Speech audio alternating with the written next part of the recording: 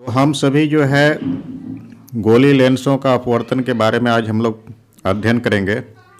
तो अपवर्तन के बारे में हम लोग पहले पढ़ चुके हैं। साथ ही साथ जो होता है अपवर्तन का नियम भी हम लोग जाने थे, अपवर्तन से संबंधित घटना भी जाने थे और स्नेल का नियम भी जाने थे और जो है इसमें से हम लोग अपवर्तनांक के बारे में जाने थे। तो लेंस जो होता है उसमें से अपवर्तन किस प्रकार से होता है इसके बारे में हम लोग जानेंगे। लेंस तो गोली लेंस जो है इसमें से घड़ी साज देखे होंगे, घड़ी जो बनाता है उसमें से बहुत छोटा छोटा जो होता है पुर्जा होता है, उसको हम लोग नग्न आँखों से नहीं देख सकते हैं। तो उसे देखने के लिए जो होता है आवर्धक लेंस, छोटे आवर्धक लेंस का उपयोग करते हैं ताकि जो है वो छोटा सा जो है पुर्जा जो है दिखाई पड़ सके। इसी प्रकार से आवर्धक लेंस का पृष्ठ को जो है हम लोग छू करके देख सकते हैं। तो इसमें से हम लोग दो तरह से देखते हैं, छूने पर पता चलता है। एक जो होता है पृष्ठ जो होता है समतल होता है या फिर वक्रित होता है। तो समतल का अर्थ क्या हो गया, एक जो होता है सीधा लाइन रहेगा इस तरह से सीधा समतल, या फिर वह होता है तो हमको देखना है कि बीच में मोटा है बीच में, या फिर किनारे में जो है किस तरह से है। बीच में अगर मोटा अगर रहता है तो वो लेंस इस तरह से बनेगा और किनारे में जैसे कि मोटा अगर रहेगा तो ये इस तरह से बन जाएगा। दो आकृति बनेगा। ये छूने पर जो है हमको पता चल सकता है कि किस तरह से उसका आकार है। तो चश्मा जो है हम लोग चश्मा जो होता है उसमें भी लेंस का ही प्रयोग होता है। तो घड़ी साज जो होता है, जो घड़ी का जो मिस्त्री जो होता है, घड़ी को जो ठीक करता है, वो आवर्धक लेंस होता है उसमें से लगा हुआ। तो लेंस जो होता है वो क्या होता है, ये जो होता है प्रकाश की किरण को किस प्रकार से मोड़ता है, इसका मोड़ने का जो है प्रक्रिया क्या होता है, इसके बारे में हम लोग इसमें से अध्ययन करेंगे। तो दो पृष्ठ जो होता है, जैसे कि हम लोग यहाँ पर अभी देख रहे हैं ये वाला आकृति, इसमें से एक पृष्ठ ये है, दूसरा पृष्ठ ये है, इस तरह से दो पृष्ठ। पारदर्शी पदार्थ, पारदर्शी माध्यम मतलब कि जैसे कि हवा हो गया, जल हो गया, कांच हो गया, इस तरह से जो माध्यम जो होता है जिसका एक या दोनों पृष्ठ जो था गोली, हम सभी अभी देख रहे थे कि जो है वो एक या फिर दोनों पृष्ठ जो होता है गोली पृष्ठ हो सकता है। तो इस तरह से अगर दोनों पृष्ठ अगर गोली होता है तो उसको हम लोग लेंस कहते हैं। तो लेंस का जो होता है कम से कम एक पृष्ठ गोली होता है। लेंस का एक पृष्ठ अगर गोली रहेगा तो उसको हम लोग लेंस कहेंगे। और दूसरा पृष्ठ जैसे समतल भी हो सकता है। समतल का अर्थ हो गया सीधा, इस तरह से सीधा समतल, और एक पृष्ठ इसका गोली हो जाएगा इससे, ठीक है। या फिर ऐसे समतल है तो एक पृष्ठ जो है ऐसे भी हो सकता है, ये पृष्ठ जो है समतल हो जाएगा और ये जो है पृष्ठ जो होता है वक्र के आकार का हो जाएगा, वक्र, और इधर का हो गया समतल। तो लेंस में बाहर की ओर उभरे दो गोली पृष्ठ हो सकते हैं। लेंस में दो गोली पृष्ठ हो सकता है, उसको हम लोग द्विउत्तल लेंस कहते हैं, या फिर केवल उत्तल लेंस भी कहेंगे। द्विउत्तल लेंस या फिर उत्तल लेंस सिंपल भाषा में। तो अगर किनारे की अपेक्षा बीच में अगर मोटा होता है तो उत्तल लेंस में क्या होता है, किनारे की अपेक्षा बीच में मोटा है। यह है किनारा और यह है बीच, तो बीच में इसका मोटा होता है। तो उत्तल लेंस प्रकाश किरणों के अनुसार अभिसरित। तो इस तरह से हम सभी जो है लेंस के बारे में जान रहे थे। तो उत्तल लेंस जो होता है ये वाला है उत्तल लेंस, इसको हम लोग अभिसारी लेंस कहेंगे। अभिसारी ये क्या करता है, जैसे कि मुख्य अक्ष के समांतर अगर कोई किरण आता है उसको एक बिंदु पर अभिकेंद्रित करता है।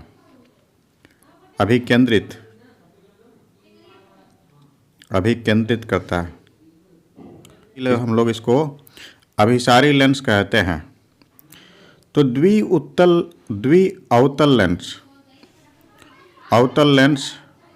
अवतल लेंस के बारे में हम लोग जाने थे कि ये ऐसे होता है अवतल लेंस, द्विअवतल लेंस। तो ये है अवतल लेंस, इस तरह से कहने का अर्थ हो गया ये वाला। तो इसमें से क्या होता है, दो गोली पृष्ठ से घिरा हुआ होता है। दो गोली पृष्ठ है, एक पृष्ठ ये वाला और एक पृष्ठ ये वाला, दो गोली पृष्ठ।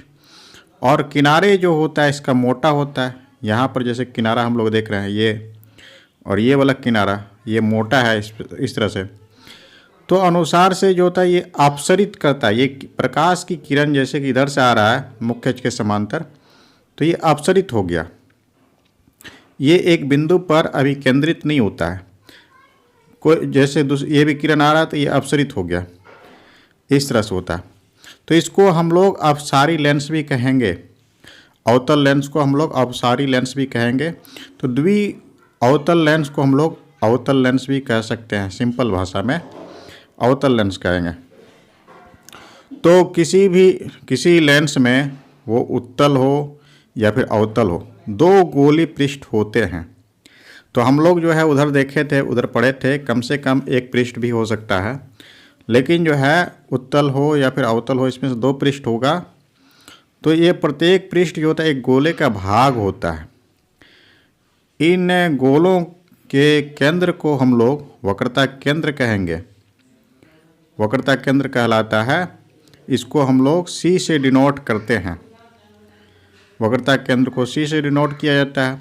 तो लेंस के दो वक्रता केंद्र होते हैं जिसे C1 और C2 से डिनोट करेंगे।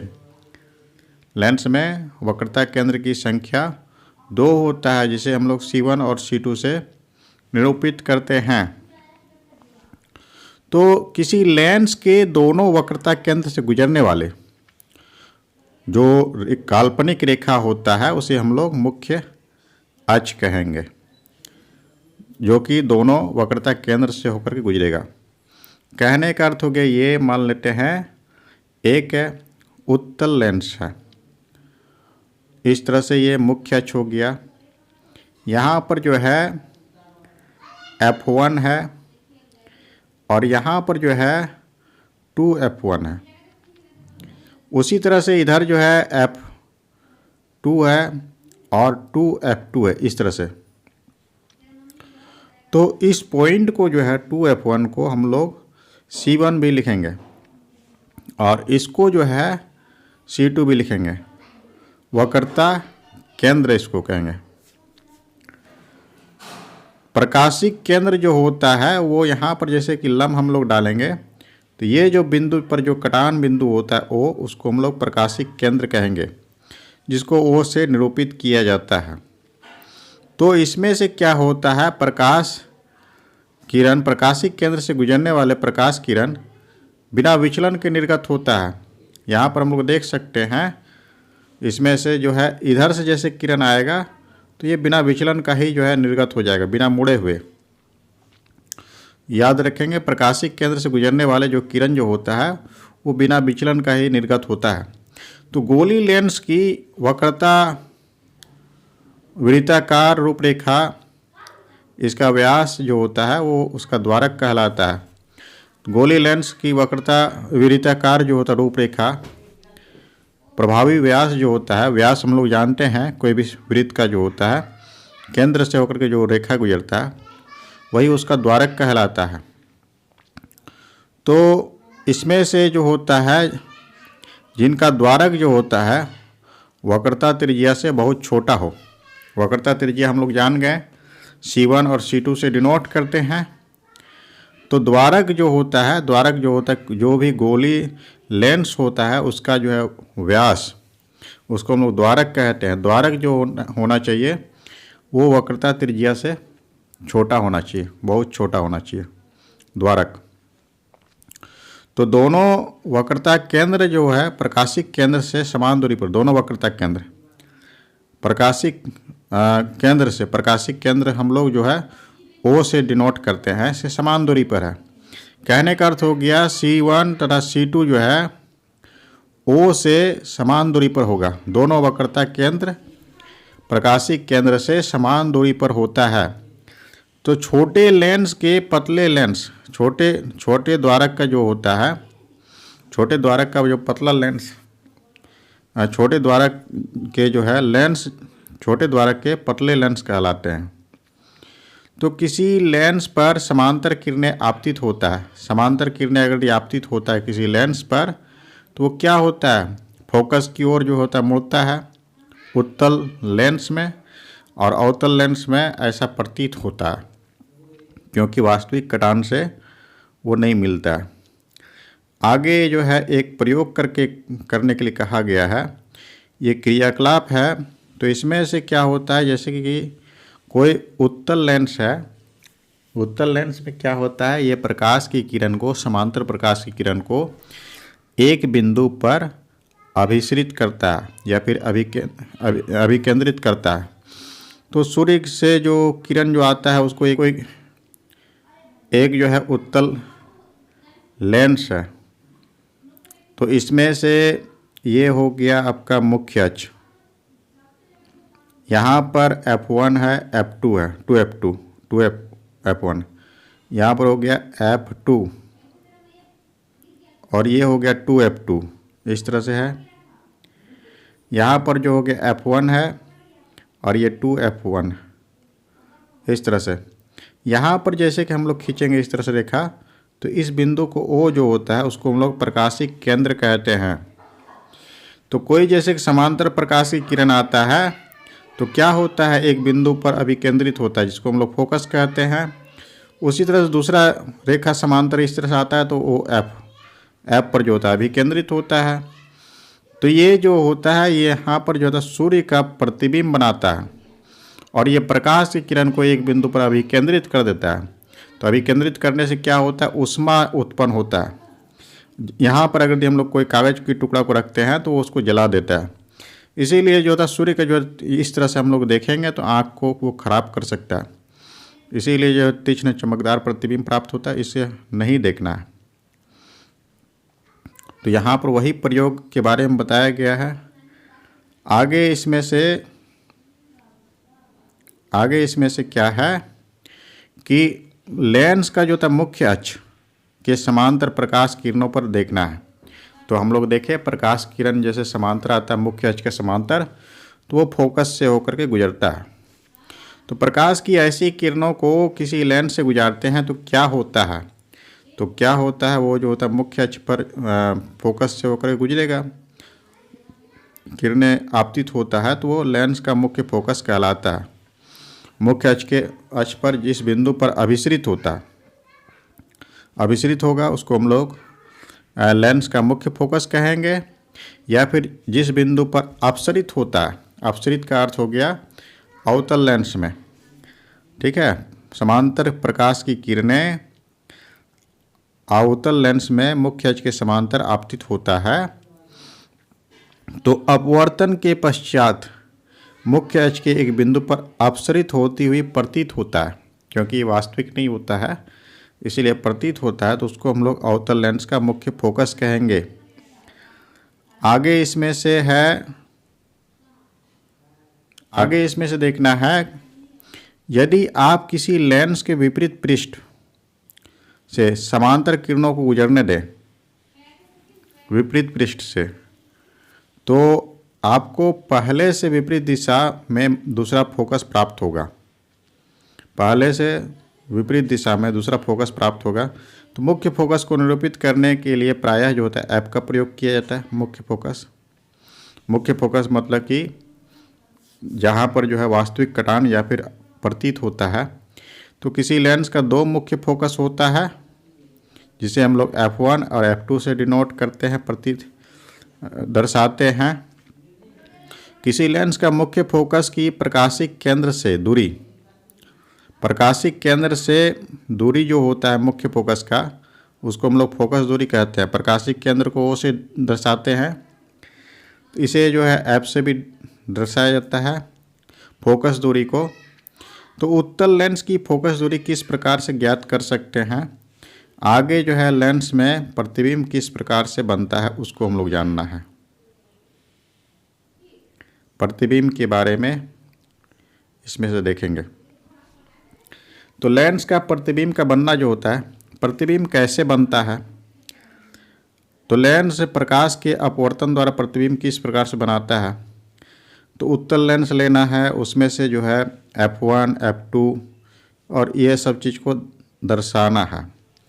जलती हुई मोमबत्ती है, उसको जो है विपरीत की ओर देखना है। प्रतिबिंब किस प्रकार से दिखाई पड़ता है उसके आधार पर हम लोग लिखेंगे। तो दो तरह का लेंस में ये प्रयोग करना है। पहला जो है वो उत्तल लेंस में ये प्रयोग किया जा रहा है। तो प्रतिबिंब की प्रकृति कैसा है, स्थिति क्या है, आपेक्षिक साइज क्या है। तो अनंत पर जैसे कोई वस्तु को रखा गया है, अनंत पर अभी हम लोग देखें कि F2 पर फोकस पर इसका प्रतिबिंब बनता है और ये जो है बहुत ही छोटा बिंदु का आकार का होता है। ये वास्तविक तथा उल्टा होता है। अनंत पर रखने पर वस्तु को अगर यदि 2F से परे 2F से पीछे रखेंगे वस्तु को तो F2 तथा 2F2 के बीच में बनेगा। ये भी प्रतिबिंब छोटा ही बनेगा और वास्तविक तथा उल्टा बनेगा। अब हम लोग प्रतिबिंब को 2F1 पर रखेंगे। तो जैसे कि हम लोग दर्पण में देख रहे थे, उसमें से क्या था, अवतल दर्पण का था और इसमें से उत्तल लेंस में हम लोग कर रहे हैं प्रयोग को। तो 2F1 पर रखेंगे तो F2 पर ही बनेगा, 2F2 पर, और ये समान साइज का बनेगा, वास्तविक तथा उल्टा बनेगा। इसी प्रकार से F1 तथा 2F1 के बीच में रखेंगे तो ये जो है 2F2 पर से परे अनंत पर बनेगा। अभी मतलब कि जैसे जैसे हम लोग लेंस की प्रकाशिक केंद्र की ओर जा रहे हैं वैसे वैसे जो था प्रतिबिंब की स्थिति जो है आगे की ओर बढ़ते जा रहा है। तो ये पहुंच गया 2F2 से परे, इसमें से बड़ा विवर्धित प्रतिबिंब बनेगा और ये वास्तविक तथा उल्टा बनेगा। अब जो है एक स्थिति ऐसा आ रहा है जिसमें से आभासी प्रतिबिंब बनेगा। इसमें से वस्तु को जो है F1 तथा प्रकाशिक केंद्र के बीच में रखा गया है।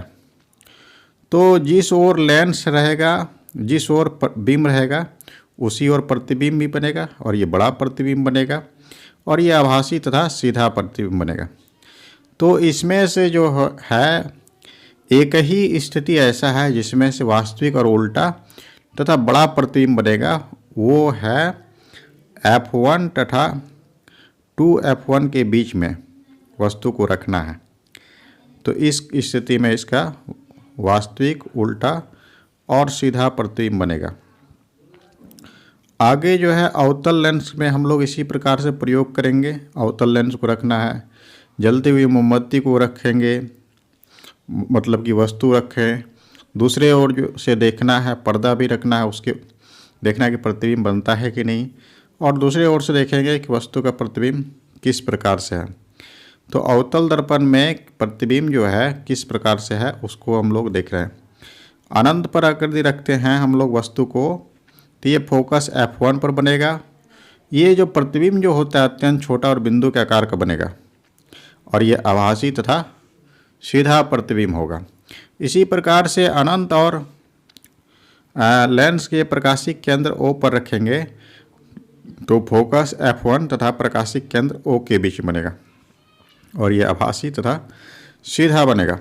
तो अवतल लेंस जो होता है एक आभासी, सीधा तथा छोटा प्रतिबिंब बनाता है। चाहे वस्तु को हम लोग कहीं भी रखेंगे, ठीक है, इसमें से हमेशा आभासी तथा सीधा प्रतिबिंब ही बनेगा अवतल लेंस में। आगे जो है बने प्रतिबिंब की प्रकृति, उसकी स्थिति तथा आपेक्षिक साइज का अध्ययन करेंगे इसमें से हम लोग।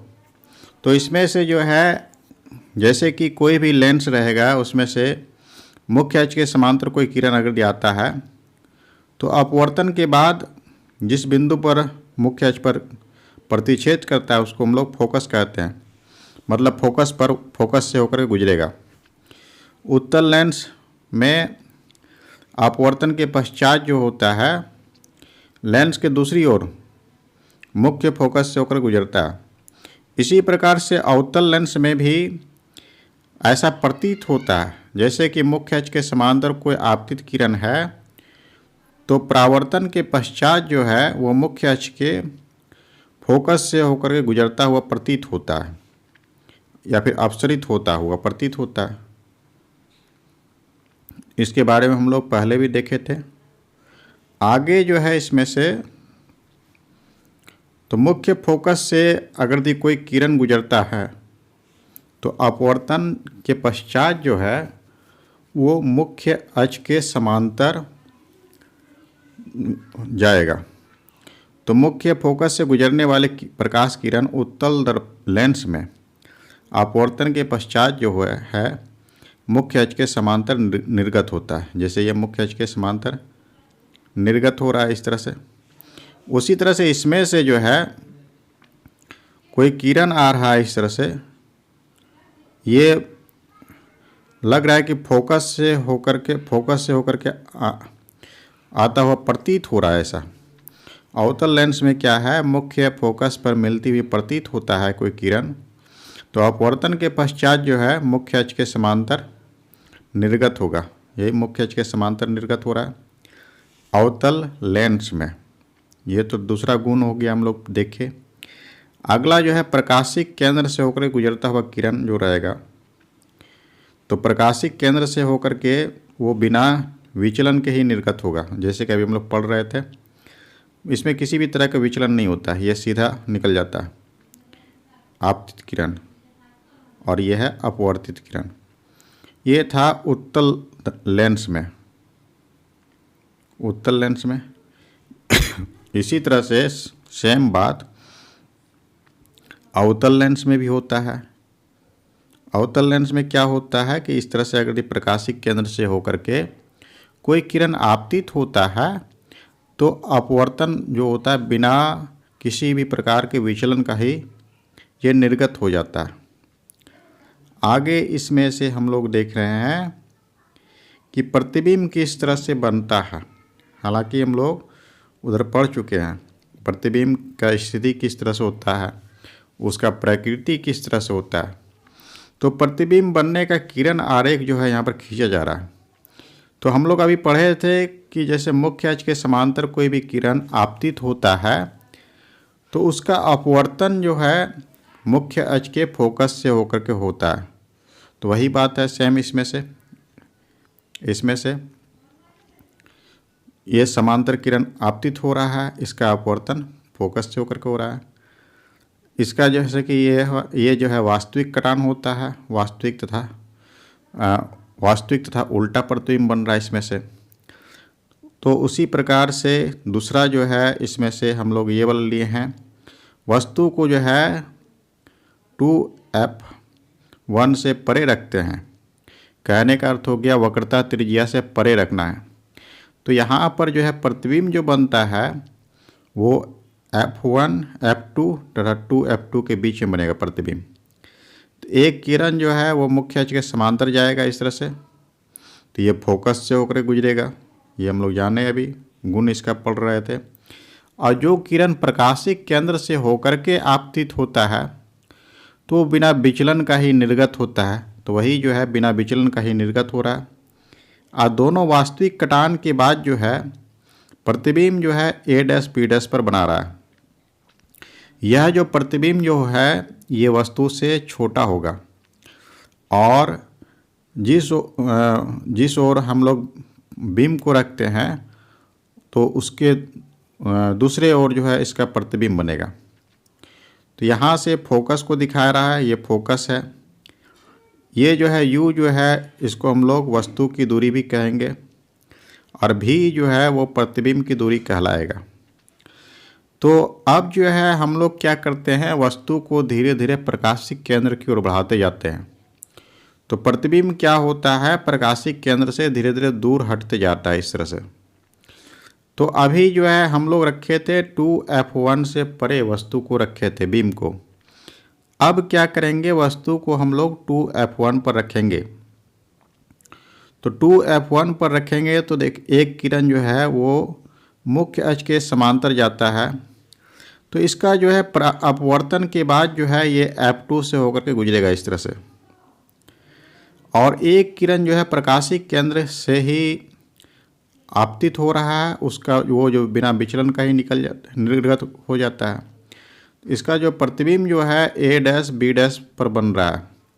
ये प्रतिबिंब जो होता है ये वास्तविक प्रतिबिंब है। पहली बात, प्रतिबिंब का स्थिति कहाँ पर है, वो वक्रता त्रिज्या पर ही है या फिर 2F2 पर है, और यह जो है उल्टा है। अगला जो है हम लोग यहाँ पर रखे थे 2F1 पर, अब जो है इसको 2F1 तथा F1 के बीच में रखेंगे। वक्रता त्रिज्या तथा फोकस के बीच में इसको रखना है। तो रखने पर क्या होता है कि एक जो किरण जो है वो मुख्य अक्ष के समांतर जा रहा है, तो इसका जो है अपवर्तन जो है ये फोकस से होकर के हो गया, और एक किरण जो है वो तो प्रतिबिंब इसमें से बना था 2F2 पर, अगला जो प्रतिबिंब बन जाएगा 2F2 से परे, और ये जो प्रतिबिंब जो होगा वो वास्तविक होगा और उल्टा होगा, और यह जो है वस्तु से बड़ा बन जाएगा। इस तरह से प्रतिबिंब बन रहा है इसमें से। अगला जो है हम लोग F1 पर बीम को रखेंगे। F1 पर रखने पर प्रतिबिंब जो है वो अनंत पर बनता है, इसमें से अनंत पर, ठीक है। यह प्रतिबिंब जो है वस्तु से बड़ा होगा और वास्तविक है तथा उल्टा है प्रतिबिंब, ठीक। इसके बाद जो है हम लोग F1 तथा प्रकाशिक केंद्र के बीच में रखेंगे, फोकस और प्रकाशिक केंद्र के बीच में रखेंगे। तो एक किरण जो है इसमें से गया है मुख्य अक्ष के समांतर, वो F2 से होकर के गुजरा, और एक किरण जो है वो प्रकाशिक केंद्र से होकर गुजरा। तो आगे इसको हम लोग बढ़ाएंगे तो A' B' पर प्रतिबिंब बनेगा, और यह जो प्रतिबिंब जो है वो आभासी तथा सीधा और वस्तु से बड़ा है। तो इसी कंडीशन में जो है प्रतिबिंब जो है आभासी प्रतिबिंब बनता है। तो आभासी प्रतिबिंब कब बनेगा, जब वस्तु को फोकस तथा प्रकाशिक केंद्र के बीच में रखते हैं उत्तल लेंस में। इस तरह से बन रहा था। अब जो है हम लोग अवतल लेंस के बारे में जानेंगे कि इसका किस तरह से प्रतिबिंब का किरण आरेख होता है। तो एक किरण को हम लोग, पहला है वस्तु को हम लोग अनंत पर रखते हैं। अनंत पर रखने पर इस तरह से बन रहा है। तो अनंत पर कोई भी किरण जैसे कि आपतित होता है तो उसका परावर्तन जो है मुख्य फोकस से होता हुआ प्रतीत होता है। इस तरह से यहाँ पर इस तरह से एक किरण आता है, ये आपतित किरण है, तो इसका अपवर्तन इस तरह से हो गया। उसी प्रकार से ये किरण आपतित किरण है तो इसका अपवर्तन इस तरह से हो जाता है।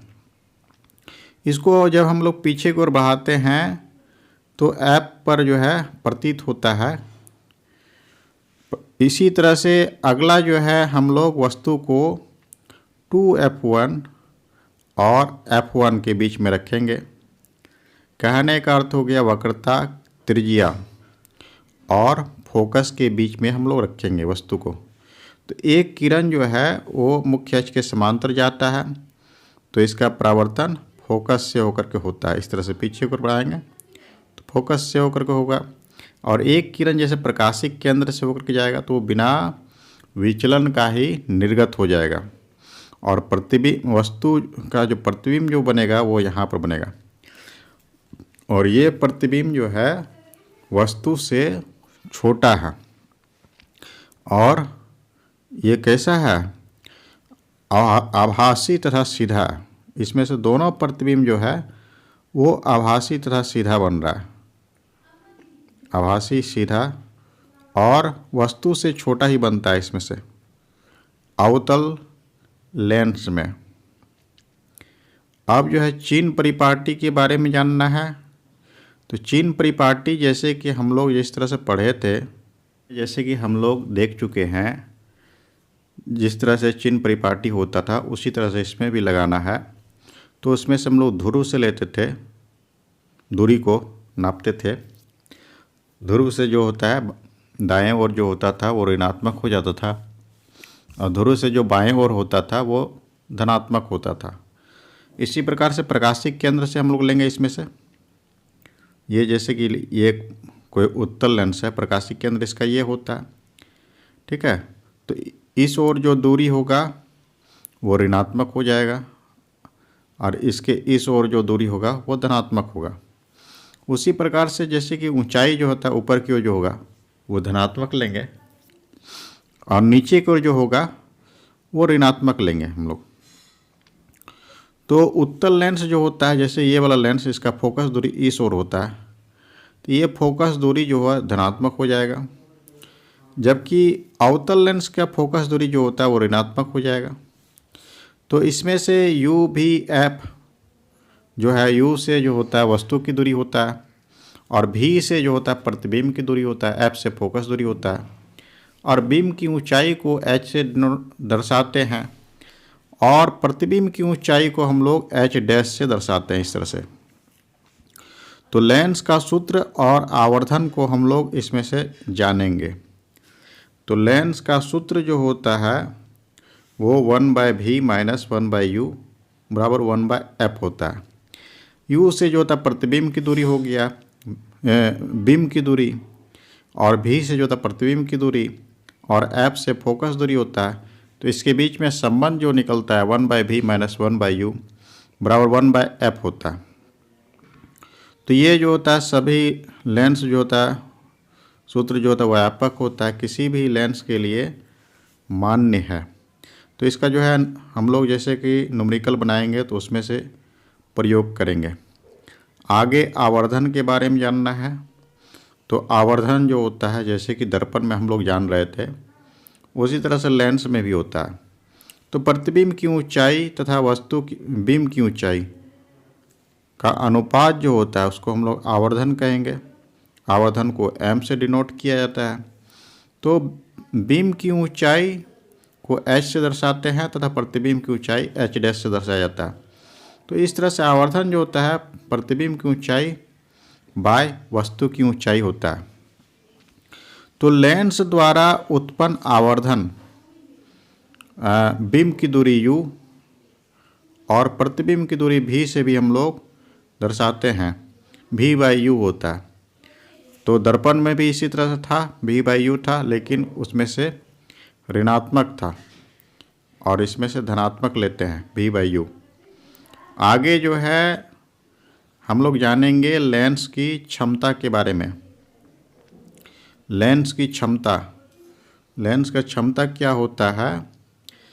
तो जैसे कि किसी लेंस की प्रकाश किरणों को, प्रकाश समांतर प्रकाश किरण जो होता है, मुख्य अक्ष के जो समांतर जो होता है उसको अभिसरित या अपसरित।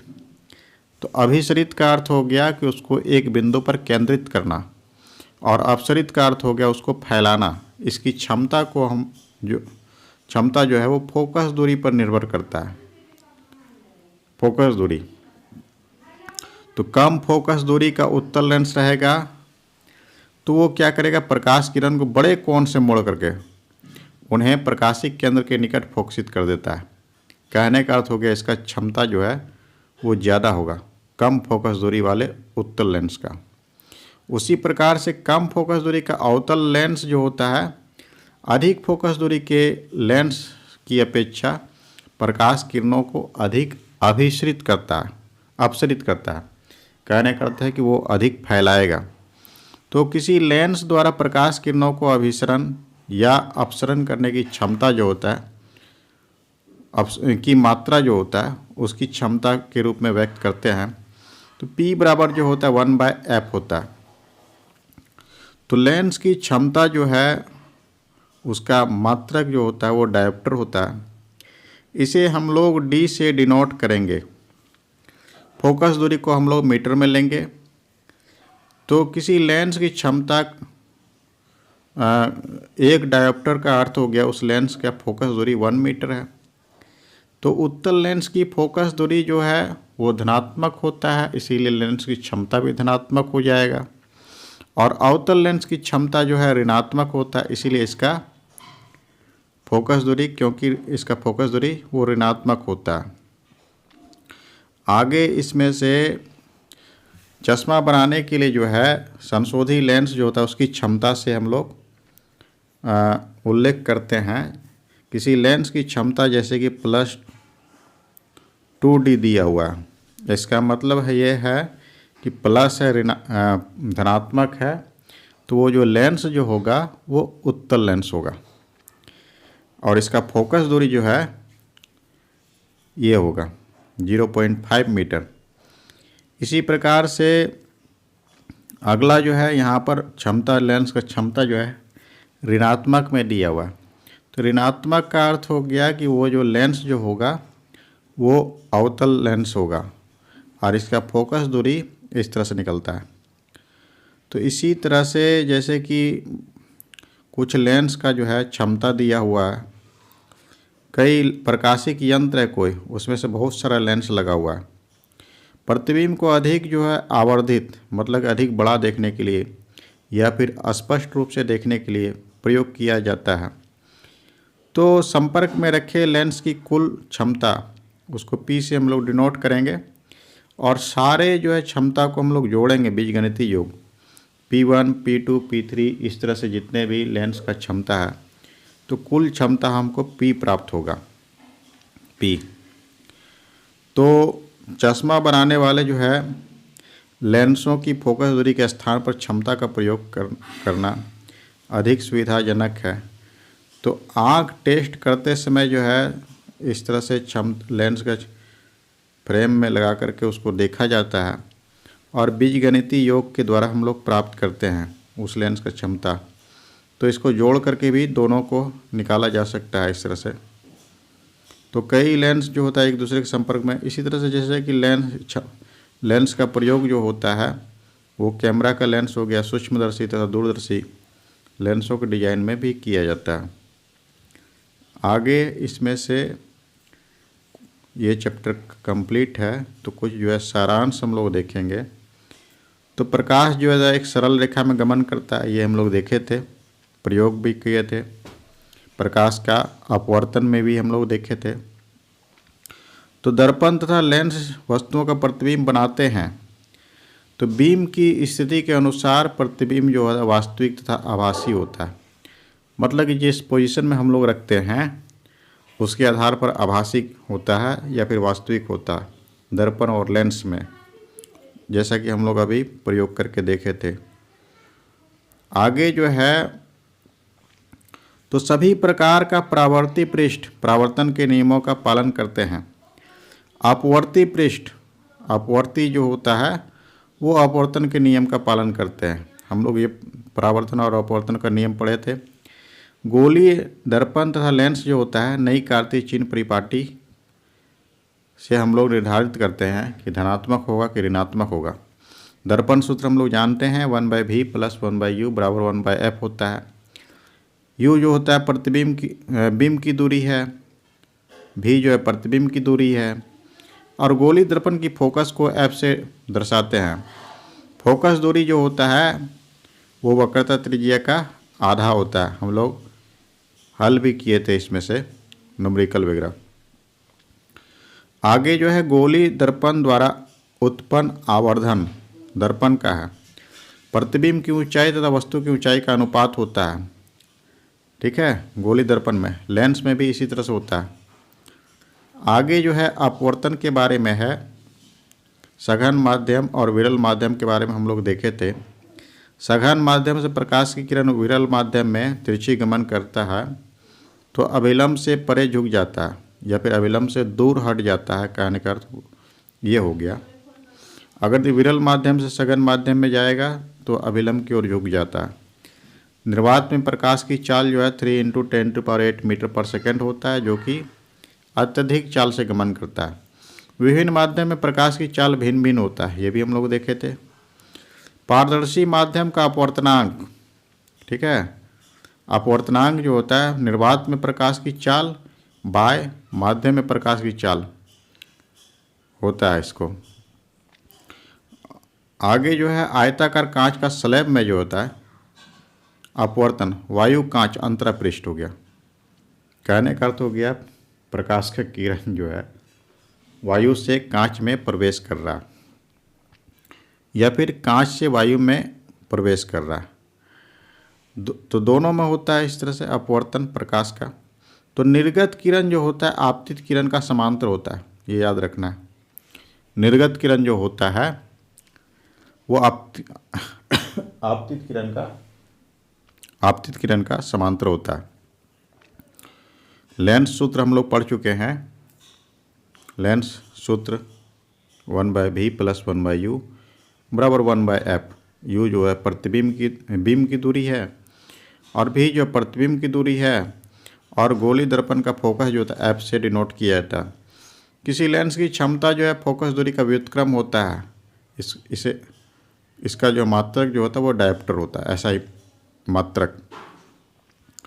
इस तरह से हम लोग आज अध्ययन कर रहे थे।